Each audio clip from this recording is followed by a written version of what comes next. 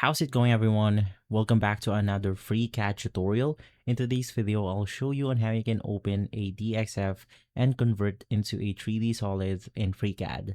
So the first thing that I'm going to do is to open up an empty file. And from here, let's start with draft. So the first thing that you want to do is to simply head over to File, click Import, and then you want to look for your DXF file. So in my case, it's going to be this one.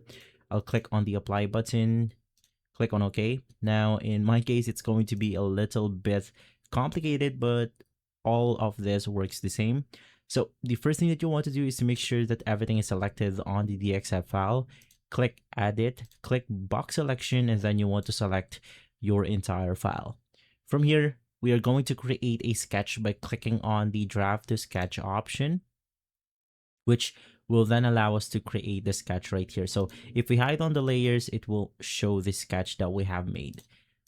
It's really easy on this point. Just click Part or Part Design. Either way, it's going to work the same.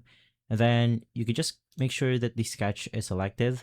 And then let's use the extrude option, which is going to be this one. So you can adjust the properties right here, but after finishing, click Apply, click OK, and you will be able to see your DXF file turn into a solid file right here. So that's how easy it is to do it. If this video has been helpful, leave a like, subscribe, and follow Guide to Everything for more videos like this. And as always, thanks for watching.